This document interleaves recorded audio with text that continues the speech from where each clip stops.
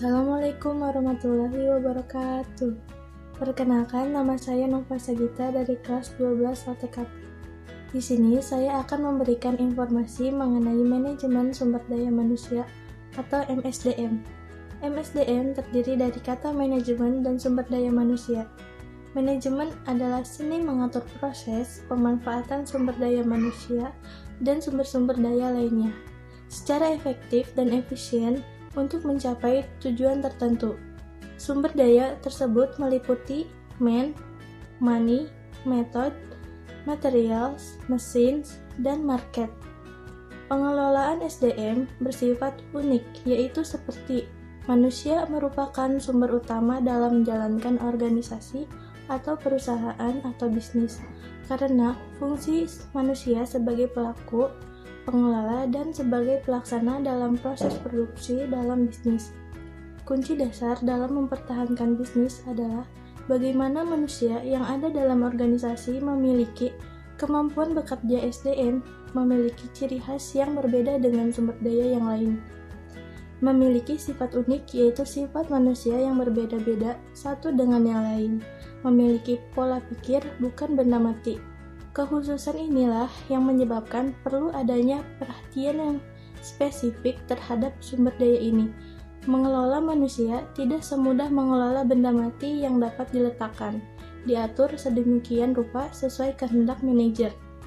Ruang lingkup kegiatan MSDM, proses yang dapat dilakukan oleh manajer personalia meliputi 1. Merancang dan mengorganisasikan pekerjaan serta mengalokasikannya kepada karyawan.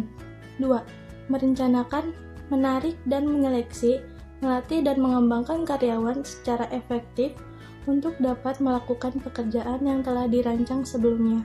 3. Menciptakan kondisi dan lingkungan kerja yang dapat memuaskan berbagai kebutuhan karyawan melalui kesempatan, pengembangan karir, sistem kompensasi atau balas jasa yang adil, serta hubungan antara karyawan dan atasan yang serasi melalui organisasi karyawan yang dibentuk. 4. Mempertahankan dan menjamin efektivitas dan semangat kerja yang tinggi dalam jangka waktu yang lama. Fungsi MSDM: 1. Perencanaan. 2. Pengorganisasian. 3. Pengarahan. 4. Pengendalian. 5. Pengadaan. 6. Pengembangan.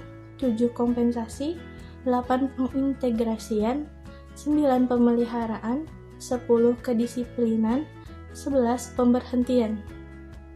Seleksi adalah suatu proses ketika calon karyawan dibagi dua, yaitu yang akan diterima dan akan ditolak. Dasar seleksi: 1. Kebijaksanaan perburuhan pemerintah. 2. Spesifikasi pekerjaan. 3. Ekonomis rasional. 4. Etika sosial. Tujuan seleksi penerimaan karyawan untuk mendapatkan 1. Karyawan yang berkualitas dan potensial. 2. Karyawan yang jujur dan disiplin. 3. Karyawan yang cekap dan penempatannya yang tepat. 4. Karyawan terampil dan bersemangat dalam bekerja.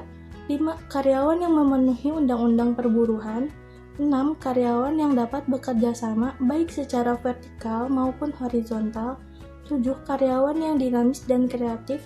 8. Karyawan yang inovatif dan penuh tanggung jawab. 9. Karyawan yang loyal dan berdedikasi tinggi. 10. Mengurangi tingkat absensi dan turnover karyawan. Unsur-unsur yang diseleksi meliputi antara lain 1. Lamaran bermaterai atau tidak. 2. Ijazah sekolah dan daftar nilainya. 3. Surat keterangan pekerjaan dan pengalaman. 4. Referensi atau rekomendasi dari pihak yang dapat dipercaya. 5. Wawancara langsung dengan pelamar bersangkutan. 6. Penampilan dan keadaan fisik, cantik atau gantengnya pelamar. 7. Keturunan dari pelamar bersangkutan. 8. Tulisan pelamar. Tujuan pemeliharaan: 1. Meningkatkan produktivitas kerja karyawan. 2. Meningkatkan disiplin dan menurunkan absensi karyawan. 3. Meningkatkan loyalitas dan menurunkan turnover karyawan. 4. Meningkatkan ketenangan, rasa aman, dan kesehatan karyawan. 5. Meningkatkan kesejahteraan karyawan dan kekeluargaannya. 6. Memperbaiki kondisi fisik, mental, dan sikap karyawan. 7. Mengurangi konflik serta menciptakan suasana yang harmonis. Sekian dari saya. Semoga informasi yang saya berikan bermanfaat. Wabillahi taufiq wal hidayah. Wassalamualaikum warahmatullahi wabarakatuh.